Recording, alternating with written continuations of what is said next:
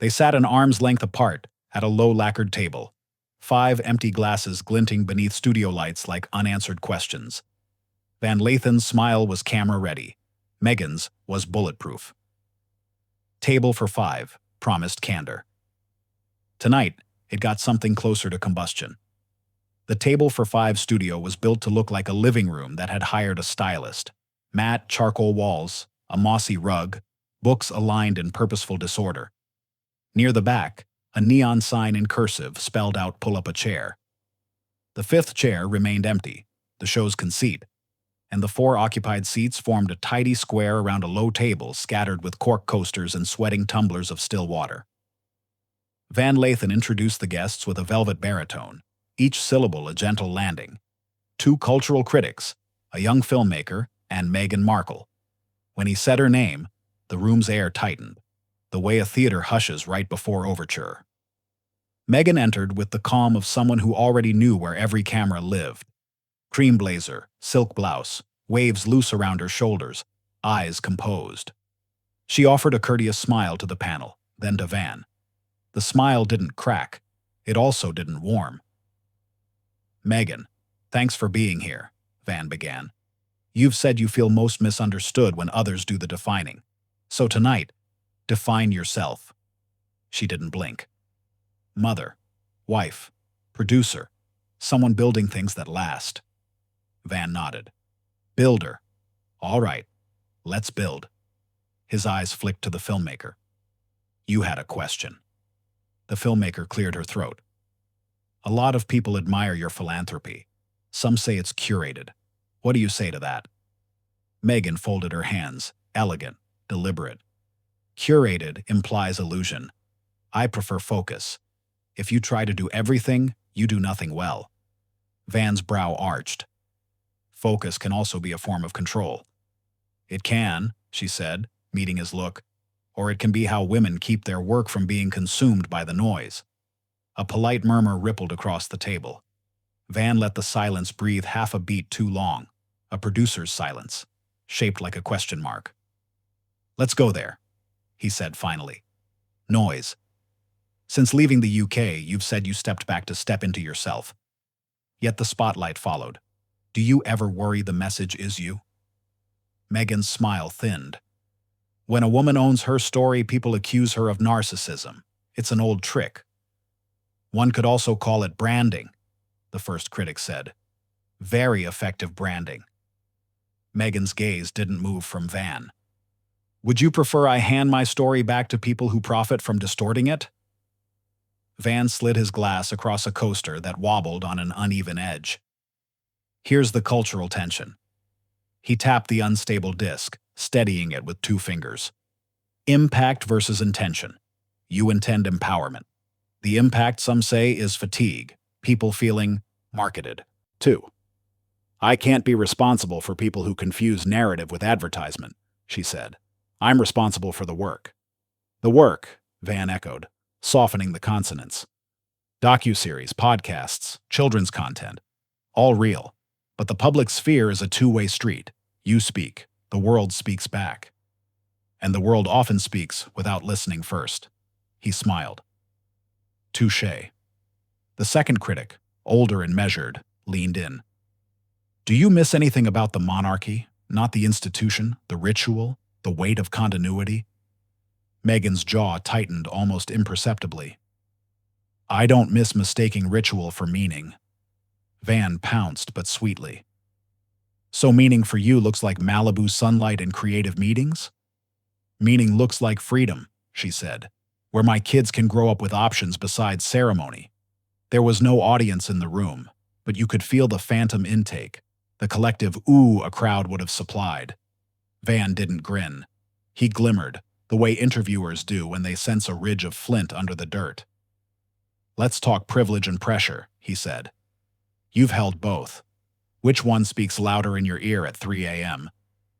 "Pressure is louder," Meghan answered. "Privilege only matters when you decide what to do with it." "And what have you decided?" "To build platforms for voices that weren't handed megaphones." Van rotated his glass, watching condensation trace a ring. Critics would say the megaphone's still mostly pointed at you. Critics are paid to say things. Sure, he said, friendly as a handshake left hanging. But culture keeps receipts. The table shifted. We had reached the first temperature change, not a boil, just the sizzle when butter meets hot iron. The filmmaker ventured a gentler lane. How is Harry handling the noise? Meghan's answer arrived with a velvet sheath. He's a good man who loves his family. We're happy. People may find that boring, but joy often is. Van's eyes narrowed with near affection. He respects a clean parry. Happiness as resistance. I can vibe with that. He turned the wheel again. Still, some argue that every time you respond to the tabloids, you feed the beast. I'm allowed to correct the record, she said. Silence is grace until it becomes complicity. Where's that line? Van asked. When lies harm people who didn't choose this life. And when they only harm you? Meghan held his gaze. I've learned to metabolize it. Van nodded slowly, then changed cadence, the way a DJ shifts BPM without warning. Let's widen the lens. You occupy a space where race, royalty, celebrity, and American myth intersect. That's jet fuel. Do you feel a responsibility to be more than personal? Political? Existing as myself has always been political to someone, she said. I won't perform purity tests to make that easier. The older critic scribbled something. The younger one watched Meghan like she was studying footwork. The fifth chair, empty by design, suddenly felt symbolic. A seat for the ghost. Public expectation. Van leaned back, clasped hands, then leaned in again. A predator's rhythm disguised as compassion. I'll be straight with you. People who look like me, who come from where I come from, have a radar for performance. We hear the uplift, we honor the pain, but we also clock when the thesis feels merchandised. Meghan's lips tensed. And do you apply that radar evenly, or just to women who refuse to play small? Off, Van said, smiling with his eyes as if he'd just tasted heat. That's a worthy jab.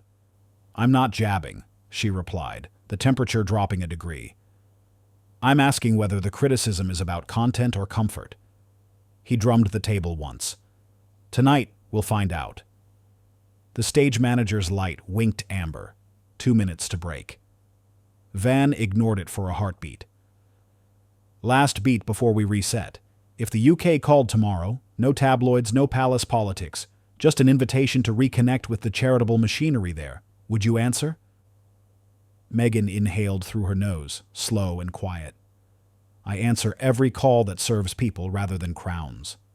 Clever, he said, not unkindly, but crowns cut checks. So do streaming platforms, she said, and sometimes those checks fund schools. Amber turned red. Rap. Van lifted a palm. We'll pick up after the break. Commerce, conscience, and the cost of being believed. He looked into her eyes just long enough to promise he wouldn't let up. She looked back just long enough to promise she wouldn't either. The director called cut. Ice clinked. Someone coughed. A coaster still wouldn't lay flat. And the space between them, polite and polished, felt like a fuse quietly burning under the table. When the cameras came back from commercial, the lighting seemed sharper, or maybe the tension made it feel that way. Meghan adjusted her blazer subtly, as though preparing for round 2. Van leaned forward, elbows on the table, voice smooth and deliberate.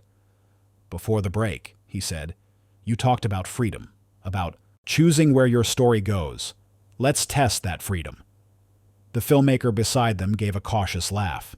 Meghan didn't. She tilted her chin slightly, eyes steady. Go ahead. Van smiled, not kindly, not cruelly, just the kind of smile that said he was about to dismantle something carefully built. You've built a brand on empowerment, authenticity, breaking barriers. But some people... He paused, looking down the table as if consulting invisible advisors. Some people think the empowerment part only started once the cameras were rolling again. That maybe, just maybe, you've turned struggle into strategy. A quiet ripple passed through the crew. Meghan's lips parted, not in shock, but in controlled disbelief. So, I should apologize for learning from experience? Van's eyes glinted. Not at all. But I think people want to know if this is the real you, or the version fine-tuned for Netflix. The tension clicked like ice in a glass. Meghan leaned in slightly, her tone calm but surgical. You mean, do I owe the public proof that I'm authentic? Because if that's the metric, we'll all fail. Authenticity isn't performance. It's consistency. Sure, Van replied, but consistency cuts both ways. When you say you don't read the press, and then respond to it, that's not consistent. When you say you don't want attention, and then do global interviews, people see that as contradiction. Meghan inhaled deeply through her nose, the way someone does when they've rehearsed grace under fire. No, that's participation. There's a difference between being silent and being silenced. I'm not playing the victim. I'm reclaiming my own narrative. The older critic murmured, That's fair. But Van wasn't finished. He clasped his hands, elbows still on the table. You know, Meghan, I think a lot of people respect what you've done. But some also feel you've made pain your currency, that maybe every interview, every documentary, every podcast has to come with a confession. The remark landed like a slap wrapped in velvet. Even the camera operator hesitated before reframing. Meghan blinked once, slowly. So, if I talk about the pain, I'm exploiting it. If I don't, I'm hiding it. There's no winning there, is there? Van gave a small shrug. You chose the seat. Comes with the lights. Her voice lowered, deliberate, cold enough to draw focus. And what seat are you in, Van? The one that gets to decide which women's voices are worth hearing, and which ones are too polished to be believed. He smiled faintly, but his posture stiffened. I ask what people ask me to ask. That's my job. No, Meghan said softly. Your job is to tell the truth, not echo what sells. The air thickened.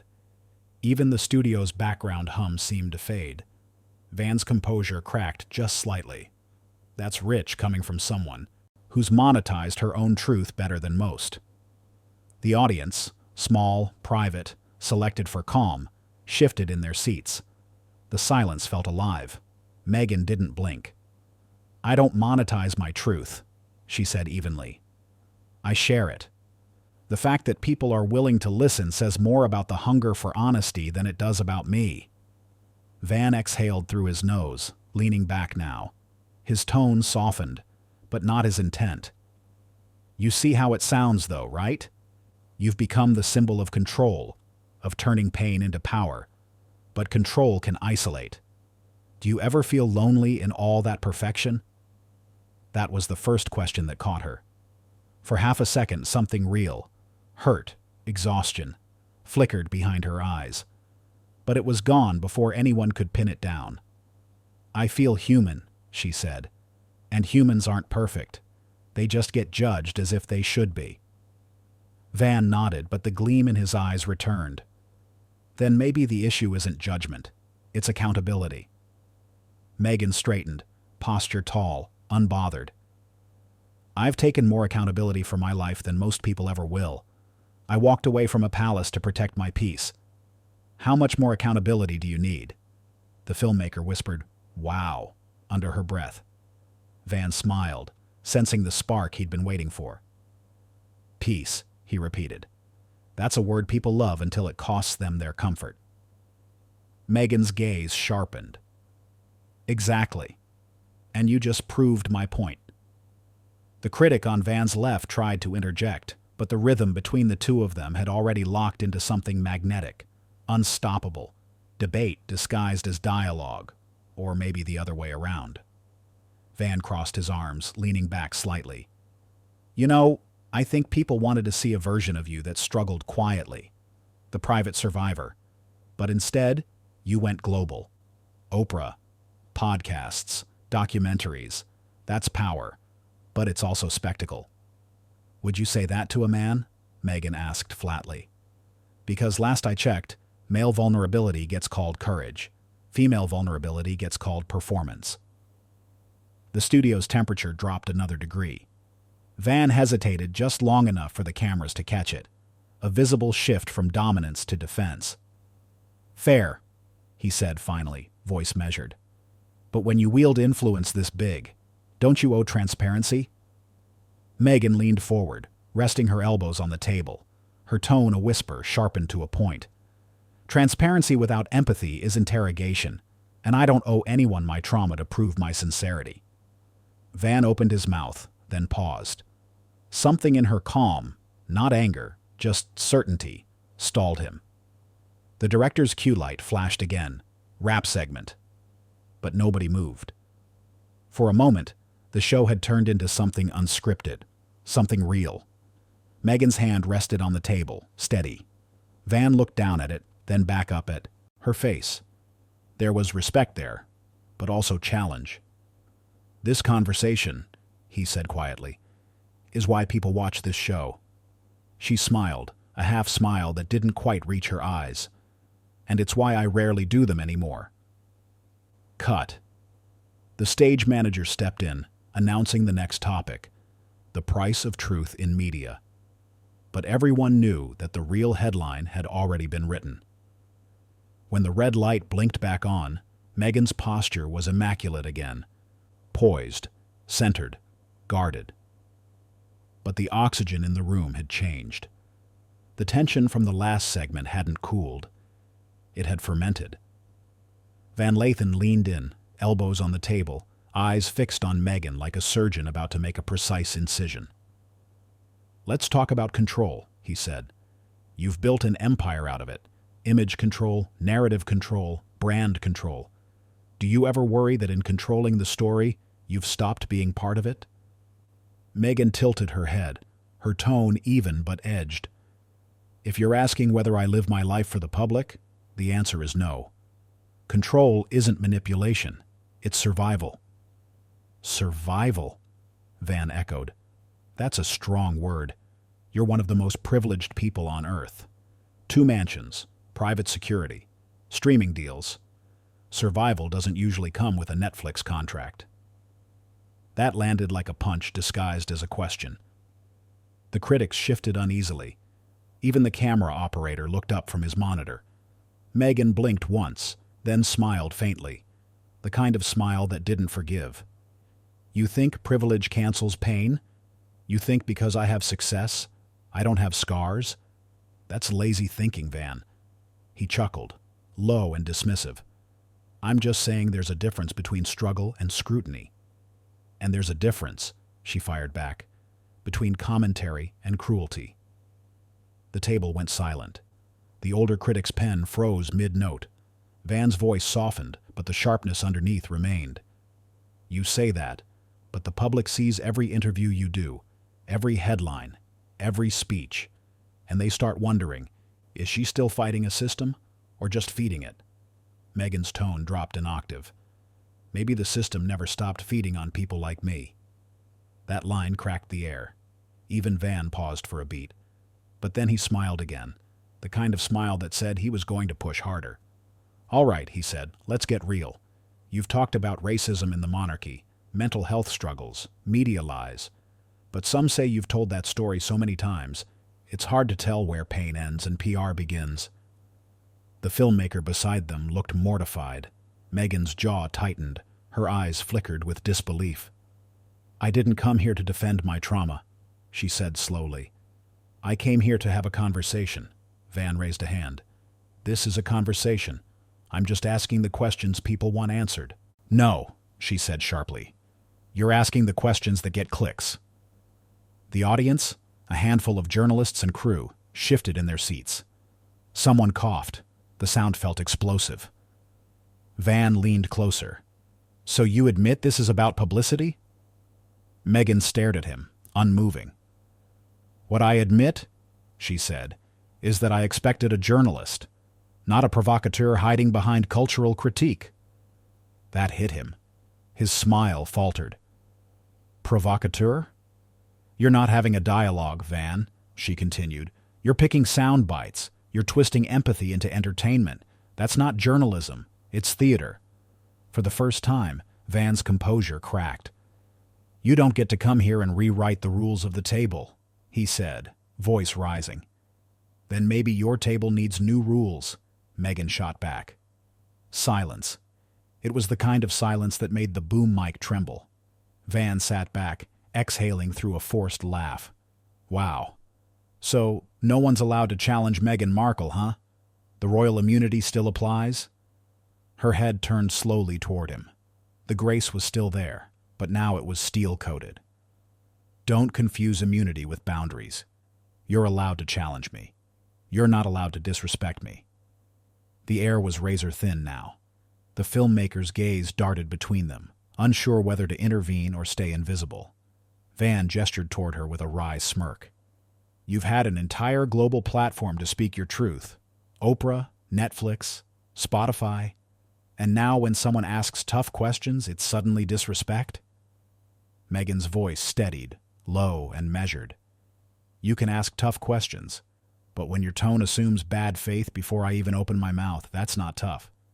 That's toxic. Van raised his brows. So now I'm toxic? I didn't say that, she said, pausing just long enough for it to sting. But maybe the culture you've built rewards toxicity more than truth. The producer motioned frantically behind the camera. Wrap soon, switch topics, but the two of them were locked in. Van leaned in again, voice heavy with mock sincerity. You know what I think, Meghan? I think you're addicted to victimhood. You've made a career out of being wronged. It's the only story you know how to tell. The entire set froze. Even the director lowered his headset. Meghan didn't move. Her lips parted slightly, her eyes hard as glass. Excuse me? You heard me, he said. Every time you're on camera, it's about what the world did to you. Maybe people just want to know who you are without the sympathy. Her reply came like ice. Who I am doesn't need your permission. For the first time all evening, Van didn't have a comeback. She leaned forward just enough for her words to land like a whisper with weight. You want authenticity? Here it is. I'm tired. Tired of men like you mistaking empathy for weakness. Tired of people who call my voice self-pity because it makes them uncomfortable. And tired of pretending this kind of conversation is progress. The cameras were still rolling, but nobody breathed. Van swallowed, the smugness fading. So, what are you saying? I'm saying, she said quietly, if this is what a modern table looks like, maybe I don't need a seat at it. The director's hand hovered over the signal button, unsure whether to cut. The filmmaker whispered, We're still live. But Meghan wasn't playing for the cameras anymore. Respect, she said, her voice now calm again, isn't a privilege, Van. It's a choice. He stared back at her, realizing too late that the conversation had slipped from his control, and as the cameras cut to commercial, the final time that night, the studio lights reflected in the empty water glasses like fractured mirrors. The silence that followed wasn't relief, it was recoil. The air in the studio had turned to glass. Every breath, every glance, every movement cracked through it. Van sat motionless, the faint reflection of stage lights cutting across his eyes. Meghan, once perfectly composed, now looked like someone holding back a storm she refused to let spill. When the cameras blinked red again, Van's tone had shifted. Gone was the subtle charm. What replaced it was sharper, colder, the tone of a man who thought he'd regained control. Welcome back, he said, looking into the lens, not at her. Before the break, we had a spirited exchange. Meghan, you said respect is a choice. Let's test that idea, shall we? He turned to her with that half-smile, the one he wore when he was about to throw a jab wrapped in intellect.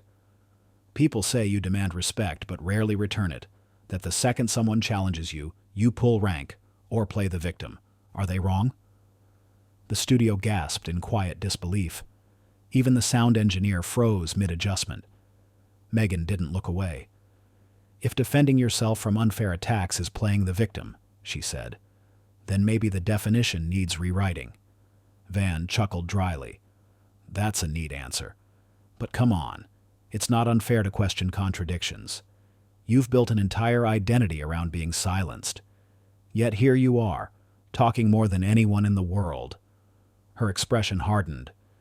You know what's fascinating, Van? How comfortable people get questioning a woman's voice the moment she uses it. The tension rippled across the set. A few in the small studio audience nodded quietly. Van noticed, and it irritated him. He leaned closer, voice rising slightly. You talk about women's voices, empowerment, truth, but half the time the conversation circles back to you. Isn't that convenient? Meghan exhaled, her patience cracking just slightly. You keep calling it convenient, like authenticity is a strategy.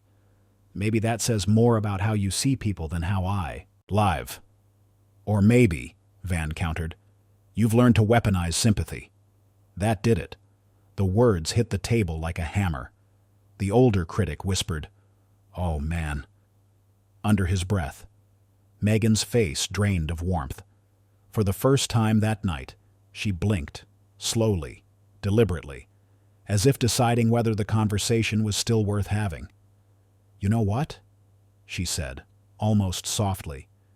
You should think very carefully before using that word. Van didn't back down. Why? You've made a brand out of being misunderstood. No, she said, her voice suddenly razor-sharp. I've made a life out of surviving people like you. The room went dead still. Van laughed, but it was nervous now. See? That's what I mean. You twist everything into persecution. And you twist truth into spectacle, she said. You don't want honesty. You want a headline. He smirked. That's rich, coming from you. Meghan pushed her chair back slightly, the legs scraping against the floor, a sound that cut through the silence like a blade. I came here in good faith, she said, for a real conversation. But this isn't that. This is theater. You're not listening, Van. You're performing. Van straightened, now visibly tense. You can't come on my show and decide what's authentic. And you can't invite me on your show, she said, standing slowly, and think you can talk down to me because I'm polite enough not to bite back. The crew started moving nervously behind the cameras. The director whispered into his mic, Keep rolling, don't cut. Van forced a laugh, trying to salvage authority. Oh, come on. Don't do this, Meghan. You're walking out because you can't handle a tough question? She looked down at him, calm now, disturbingly calm. No, I'm walking out because you can't handle accountability. Van's smirk vanished. Accountability for what? For mistaking provocation for journalism, she said, unclipping her mic. For thinking that empathy is weakness. For believing that you can insult someone and call it truth. The sound of the microphone hitting the table was louder than anyone expected. The filmmaker tried to speak. Maybe we can take a pause. But Meghan was already moving toward the exit. The audience, stunned, uncertain, began to clap. First one person, then another. Van turned toward them sharply. Don't clap. This isn't courage, it's ego. That only made them clap louder. Meghan stopped halfway to the door, turned, looked at him one last time. Ego, she said, is thinking you can humiliate people and still call it journalism. Then she walked off. The camera followed her to the edge of the set, where the soft studio lights fell away into shadow.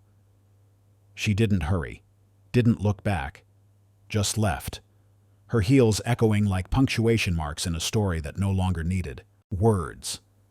Van sat there, staring at the empty chair. You could see it in his face, the dawning realization that he'd pushed too far, too fast. He adjusted his jacket, forced a smile, looked back to the camera. Well, he said with false composure, I guess that's one way to end a conversation. No one laughed. The camera panned slightly, catching the table, the untouched water glasses, the coaster that still wouldn't lay flat, and an empty seat where civility used to be. Van sighed, glanced toward the control booth, and muttered, Cut the feed.